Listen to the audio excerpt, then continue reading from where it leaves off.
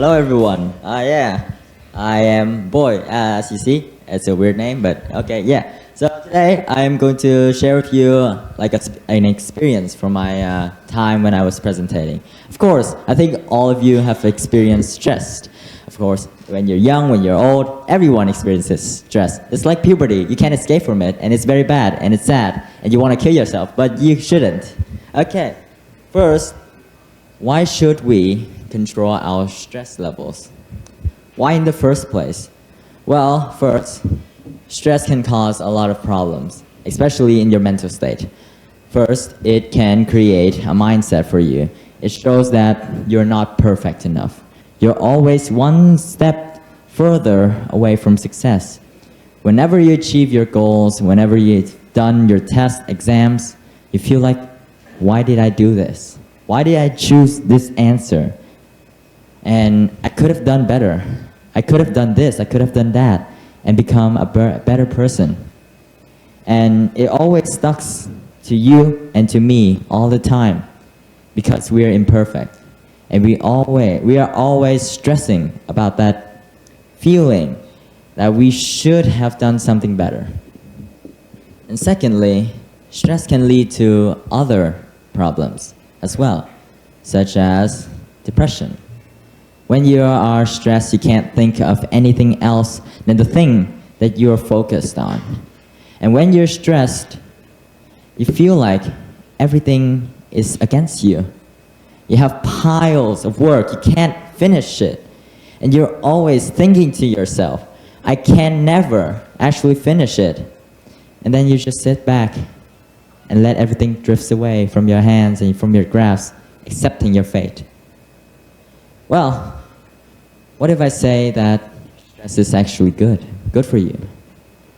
Not in the sense that, oh, I'm getting stressed right now. Oh, just leave it over there. I'll sit in the corner and play video games and just ignore the stress itself. Well, to me, audience, that is not stressing. That's laziness. You're neglecting your responsibilities. You're neglecting the duties that you have to do. And that's not utilizing your stress. What I mean by using your stress, how can you use something that is not usable? Well, it's kind of like motivation. If you turn your motivation into something great, you can achieve something so much better than this. But if you make a mistake and don't listen to your motivation, you feel like it's something that you can always achieve if you have motivation. Like working out. Oh, I need motivation to work out. I need something to drive me to actually work out. But it never comes because you're always expecting motivation. But it comes naturally. You have to find something that can give you motivation. Don't just expect it to just come out of nowhere and you can get it and actually get the things that you need. You have to use it. Just like stress.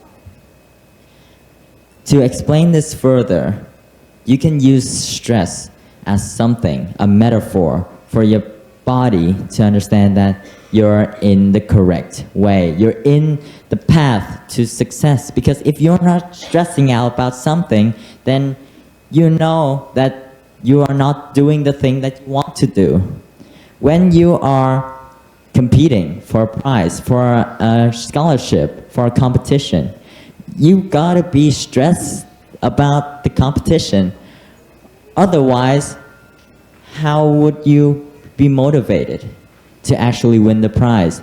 If you're in like a super dense and hard environment and you're just like, oh yeah, it's normal, like nothing's happening, like you're not actually wanting to win that prize. You're just here to be fun, to play, to experience, and not to win.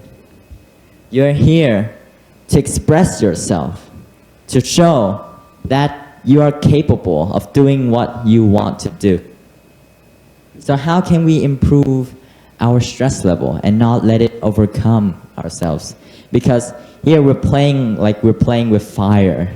If we keep getting ourselves into stressful situation, we might get burdened into all of that pile and finally we'll lose the stress. We're not actually utilizing it. So to actually increase our capability of handling stress, we have to work out a routine that you can follow through easily and not break out just like a day or two into the routine, like getting a diet. I'm so fat, I need to get a diet. Like one day, I won't eat anything except for salad, and then the day after, you just give up and eat and start eating dirty again. No, you have to start slow, like a stepping stone, like training, like studying. When you study at some time, you're not going to get everything you want in the first day. You have to study step by step. Even though it's a small step, it's still pushing you forward to the goal that you're expecting. So this routine can consist of like this. You plan your time effectively. Effective, flexible to your timetable, to yourself. Because I can't give you like the designated time that I use every day to handle my stress. You know yourself better than I do. You have to decide for yourself whether or not you want to be successful. Because I can't do that. I don't know you. I don't know what you think of, and I don't know what capabilities and what something that's blocking you from success. You do. You can decide on what you want to be. If you want to be an entrepreneur, you have to start here and give out your routine. So I recommend that waking up in the morning, eat breakfast, go to school if you have school, and then after when you go into school, take your time, take a shower, and give yourself some free time, and spend around 2 or 3 hours of studying. If you feel like you can handle more time studying, then keep adding them. But be sure to have a good sleeping schedule. After you're done with your work and stuff, don't go into your phone. Please, it's my experience. Whenever I go on my phone after I study, I couldn't sleep for the next 1 hour. I just lay in bed and I couldn't sleep at all. And it was super tiring. I would wake up at 5 a.m. just to get my breakfast, and I was drooling on the ground and I couldn't eat, and then I would sometimes even come late to school. Yeah, don't go onto your phone late at night, because it will affect your state, your brain, and you can't focus in the morning. And if you really want to go onto your phone, then leave your phone out for at least 1 hour before your bedtime. That's the best option for you. So then why should we all do all this? And that schools need to need to educate students more about this. Because back in my school, I was lucky enough to have a sponsorship on hey, you too. Cool? Yeah, cool. On psychological mental state aids that help students to go through their hard time and hardships. And I was super lucky. But you know, in other schools that they don't really have these kind of funds, they can't have them because they focus more on academic values, more on studying to get more greater scores. Well, if you are from one of those schools, then it's kind of unlucky, but you can give yourself opportunity. Because in my school, not everybody goes to the